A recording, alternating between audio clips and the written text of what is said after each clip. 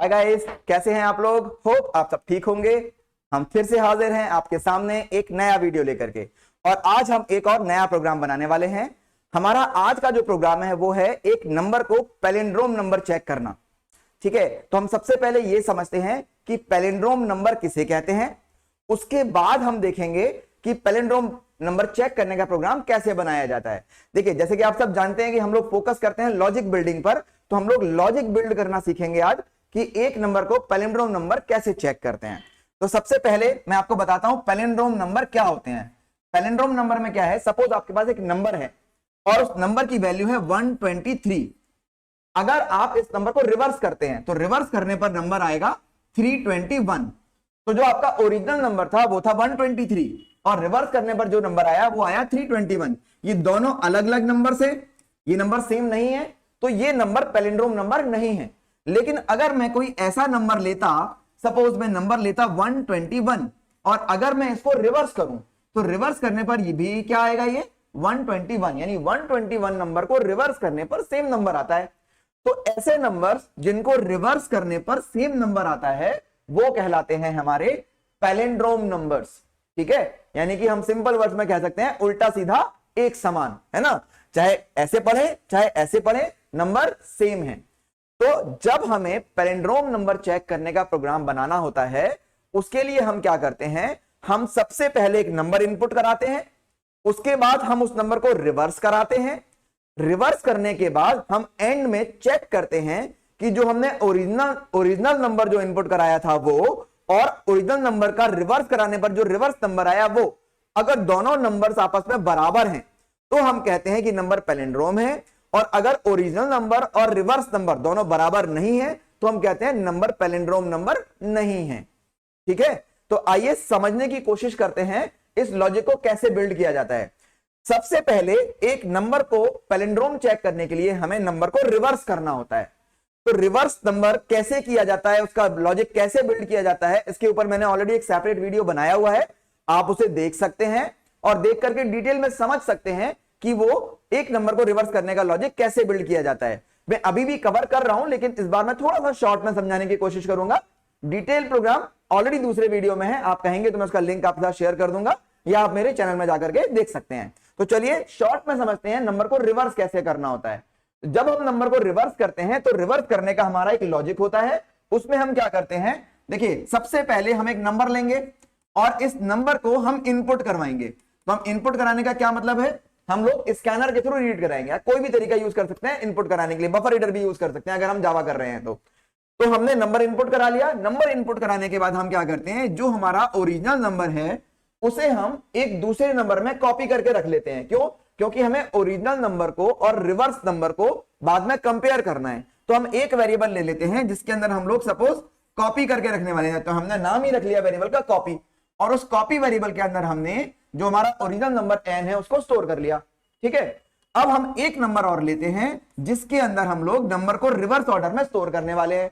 हमने वेरिएबल ले लिया सपोज r, और r की जो वैल्यू है वो रख दी हमने 0। ये हमें स्टार्टिंग में 0 रखना पड़ेगा ताकि हमारा कैलकुलेशन करेक्ट हो। ठीक है, उसके बाद हम एक वेरिएबल और ले लेते हैं जिसके अंदर हम निकालेंगे रिमाइंडर। ठीक है, रिमाइंडर निकालेंगे। रिमाइंडर निकालने का क्या ऑब्जेक्टिव है वो अभी मैं आगे समझाऊंगा, बाकी डिटेल में आप समझ सकते हैं मेरे दूसरे वाले वीडियो के अंदर जिसमें मैंने बताया हुआ है नंबर को रिवर्स कैसे करना है। अब नंबर को रिवर्स करने का हमारा हम लगाते हैं यहां पर लूप, और लूप में हमारी कंडीशन जो होती है वो होती है n इज ग्रेटर देन 0, ये कंडीशन भी ठीक है, या n is not equal to 0, कोई भी कंडीशन लगा सकते हैं, दोनों ठीक है। हमें ये लूप तब तक चलाना है जब तक नंबर 0 ना हो जाए। जैसे ही नंबर 0 हो जाएगा ओरिजिनल, वैसे ही हमारा रिवर्स नंबर दूसरे वेरिएबल में स्टोर हो जाएगा। तो इसकी स्टेप क्या होंगी, हम एक स्टेप में रिमाइंडर निकालते हैं। रिमाइंडर निकाल करके क्या करते हैं, रिमाइंडर कहां से निकालेंगे, ओरिजिनल नंबर में से। तो मेरा जो नंबर n है उसको मैं 10 से डिवाइड करूंगा और रिमाइंडर निकालूंगा, तो उसे रिमाइंडर वेरिएबल में आ जाएगा। उसके बाद मैं लिखूंगा r is equal to r into 10 plus reminder, ये मेरा लॉजिक है। उसके बाद मैं लिखूंगा n equal to n divide by 10। एक बार मैं जल्दी से आपको बता देता हूं रिलीवेंस। सबसे पहले स्टेप में हम आइडेंटिफाई करेंगे कि उस नंबर की लास्ट डिजिट कौन सी है, उसके लिए मेरा स्टेप ये वाला लॉजिक काम करेगा। फिर मैं क्या करूंगा, ये जो मैंने डिजिट आइडेंटिफाई करी है उसे मैं स्टोर करूंगा दूसरे नंबर के अंदर, उसके लिए मैंने ये वाला स्टेप लिखा है। और उसके बाद मैं इस डिजिट को इस नंबर में से रिमूव कर दूंगा। उसके लिए मैंने ये वाला स्टेप लिखा है। तो ये मेरा जो स्टेप है, ये तीनों स्टेप तब तक चलते रहेंगे जब तक n मेरा 0 ना हो जाए और रिवर्स नंबर मेरा r के अंदर ना आ जाए। ठीक है, अभी मैंने शॉर्ट में बताया है, दूसरे वीडियो में ऑलरेडी डिटेल में अवेलेबल है। अब मैं जब ये लूप मेरा खत्म होगा तो इस लूप के खत्म होने के बाद जो नंबर का रिवर्स नंबर है, ओरिजिनल नंबर का जो रिवर्स नंबर है, वो मेरा r वेरिएबल के अंदर आ जाएगा। तो मैं पैलिंड्रोम चेक करने के लिए क्या करूंगा, मैं पैलिंड्रोम चेक करने के लिए यहां पर मैं इसके बाद इस लूप के बाद एक कंडीशन लगाऊंगा। और कंडीशन क्या लगाऊंगा कि मेरा जो ओरिजिनल नंबर है, जो भी ओरिजिनल नंबर है, वो ओरिजिनल नंबर मैंने कहां सेव करके रखा था ऑलरेडी, कॉपी नाम के वेरिएबल के अंदर। और लूप के खत्म होने के बाद जो रिवर्स नंबर आ जाएगा वो कहां जाएगा, आर नंबर के अंदर। तो मैं क्या करूंगा, मैं यहां पर कंडीशन लगाऊंगा और चेक करूंगा अगर मेरा ओरिजिनल नंबर यानी कि कॉपी वेरिएबल जिसके अंदर मैंने ओरिजिनल नंबर सेव करा था वो, और जिसके अंदर मेरा रिवर्स नंबर आया है यानी कि आर वेरिएबल। ऐसा क्यों किया मैंने, क्योंकि जब ये लूप खत्म होगा तो n की लास्ट कैलकुलेटेड वैल्यू 0 हो जाएगी। और अगर मैं n वेरिएबल यहां पर यूज करता, क्योंकि सवाल आ सकता है आपके दिमाग में कि मैंने n क्यों नहीं यूज किया, कॉपी क्यों यूज किया। कॉपी मैंने इसलिए यूज किया क्योंकि मैंने कैलकुलेशन करने से पहले कॉपी वेरिएबल के अंदर n की वैल्यू स्टोर कर ली थी, यानी ओरिजिनल नंबर मैंने सेव कर लिया था, है ना। लेकिन जो n वेरिएबल है वो मैंने कैलकुलेशन के लिए यूज किया है। और ये कैलकुलेशन यानी कि ये लूप कब खत्म होता है, जब n की वैल्यू 0 हो जाती है। इसलिए मैंने यहां पर कंपैरिजन के लिए n वेरिएबल यूज ना करके कॉपी वेरिएबल यूज किया है।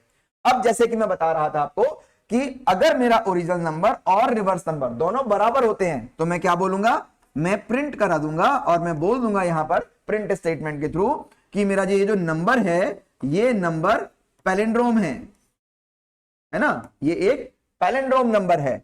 लेकिन अगर मेरा रिवर्स नंबर और ओरिजिनल नंबर, जैसे कि ये वाला एग्जांपल था 123, रिवर्स क्या आया था 321, तो दोनों नंबर बराबर नहीं होंगे। तो हम क्या बोलेंगे, हम इस केस में यहां पर बोलेंगे कि हमारा जो ओरिजिनल नंबर है वो ओरिजिनल नंबर हम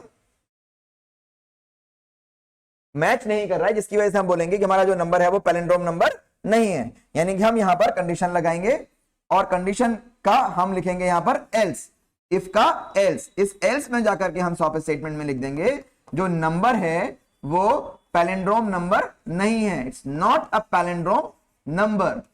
ठीक है, ये हमारा हो गया नॉट अ पैलिंड्रोम नंबर।